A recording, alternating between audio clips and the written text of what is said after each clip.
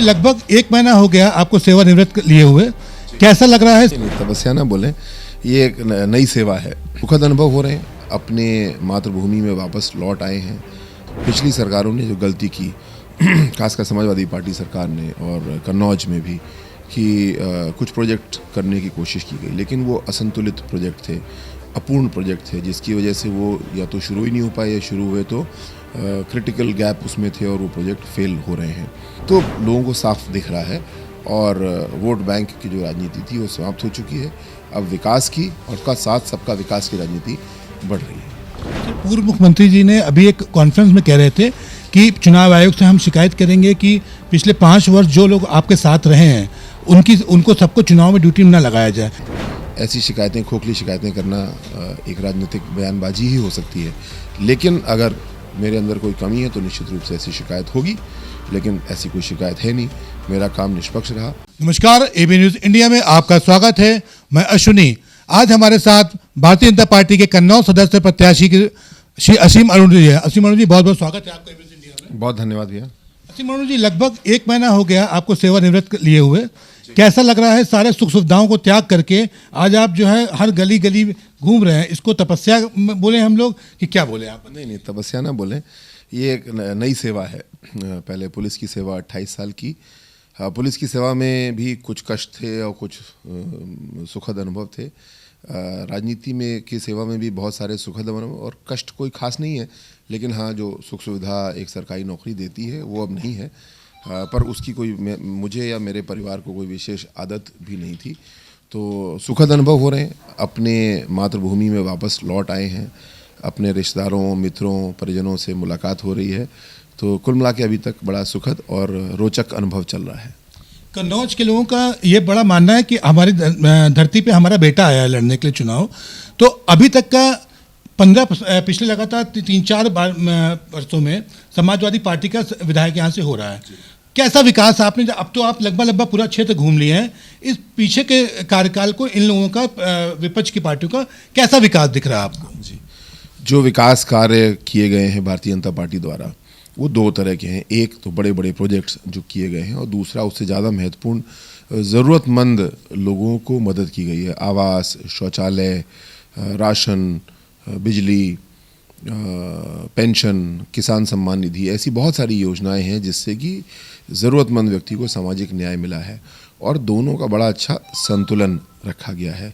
पिछली सरकारों ने जो गलती की खासकर समाजवादी पार्टी सरकार ने और कन्नौज में भी कि कुछ प्रोजेक्ट करने की कोशिश की गई, लेकिन वो असंतुलित प्रोजेक्ट थे, अपूर्ण प्रोजेक्ट थे, जिसकी वजह से वो या तो शुरू ही नहीं हो पाए या शुरू हुए तो क्रिटिकल गैप उसमें थे और वो प्रोजेक्ट फेल हो रहे हैं।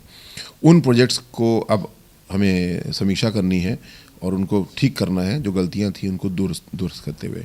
दूसरा, जो सामाजिक न्याय के लिए सबको साथ लेके चलने की, सबका साथ सबका विकास की नीति पे भारतीय जनता पार्टी ने पिछले 5 साल में काम किए हैं, उसको आपने देखा कि हमारे संकल्प पत्र में और आगे बढ़ाने के सारे निर्णय लिए गए हैं, वादे किए गए हैं, उस पर हमको बढ़ना है।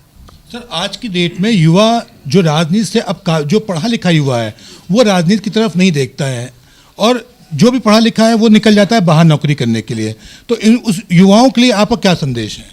जैसे कि मैं अब राजनीति में हूँ, मेरा राजनीति में आने का कोई मन नहीं था, लेकिन एक कल्पना मुझे भारतीय जनता पार्टी ने दी और मुझे लगा, जो कि शायद युवाओं को, सभी को लगता है जो जागरूक नागरिक हैं, कि ये गलत हो रहा है और यदि मैं किसी निर्णय लेने की पोजीशन में हूँ तो मैं इसको बदलाव करूँगा। लेकिन उस निर्णय लेने की पोजीशन पे पहुँचने के लिए एक कठिन प्रक्रिया है जो कि चुनाव है और उसमें अपेक्षा ये होती है कि पैसा होना चाहिए, एक लंबा समय लगाना चाहिए। तो भारतीय जनता पार्टी ने, आप देख रहे हैं कि मैं और मेरे जैसे और भी IAS IPS भी हैं, अन्य सेवाओं के, अन्य वॉक्स ऑफ लाइफ के लोग हैं, जिनको कि पार्टी में 40, 45, 50 या और ज़्यादा उम्र पे शामिल किया है और उनको उनकी विशेषज्ञता के अनुसार काम दिया है।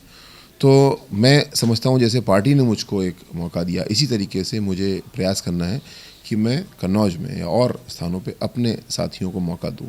फुल टाइम आना चाहते हैं तो फुल टाइम और पार्ट टाइम करना चाहते हैं तो पार्ट टाइम, जिससे पार्टी में विविधता आए, विशेषज्ञता आए। सर एजुकेशन को लेकर देखिए, जो ग्रामीण क्षेत्र में आप जब भ्रमण कर रहे होंगे तो बहुत से ऐसे बच्चे जो जब 15 साल 12 साल के बच्चे हैं, उनको पूर्णतः अभी इंग्लिश में टेबल भी नहीं याद है। तो मुझे लगता है कहीं ना कहीं इन बच्चों को आगे आने वाले समय में कंपटीशन क्वालिफाई करने में बहुत कठिनाई और मुश्किल का सामना करना पड़ेगा। तो ऐसी स्थिति में आप कैसे अपने एजुकेशन सिस्टम को अपनी विधानसभा के डेवलप करेंगे? शिक्षा बहुत ही महत्वपूर्ण क्षेत्र है और ख़ासकर स्कूल शिक्षा जो बच्चों की है, इसमें आपने देखा होगा हाल में एक बहुत बड़ा अभियान चलाया गया स्कूलों को अच्छा करने के लिए, उनके इंफ्रास्ट्रक्चर को मजबूत करने के लिए। परिणाम ये है कि स्कूलों में जो पंजीकरण बच्चों का है वो 2 गुने के लगभग बढ़ गया है। अब इसको और आगे लेकर के जाना है। इंफ्रास्ट्रक्चर अच्छा हुआ, शिक्षकों द्वारा जो शिक्षा दी जा रही है उसको अच्छा किया गया।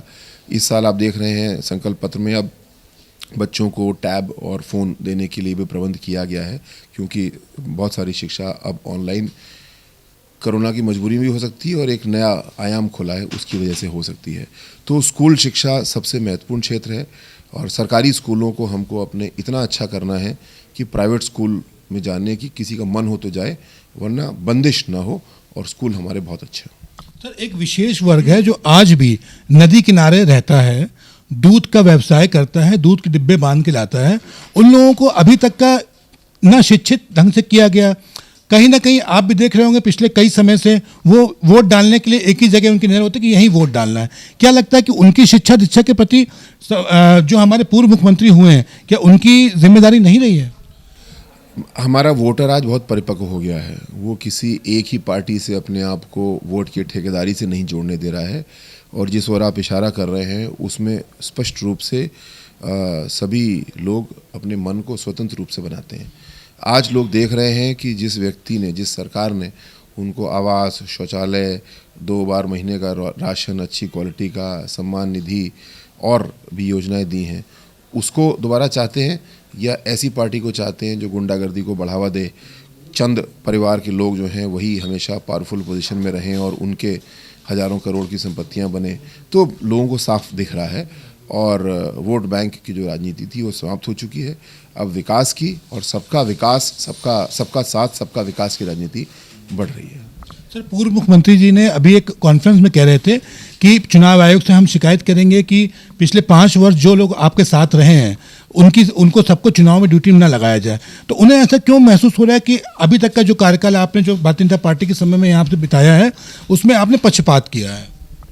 अगर मैंने 31 दिसंबर 2021 से पूर्व किसी भी समाजवादी पार्टी के विधायक ने, कार्यकर्ता ने मेरे बारे में निष्पक्षता से काम ना करने की शिकायत की हो तो वो सामने लाएं।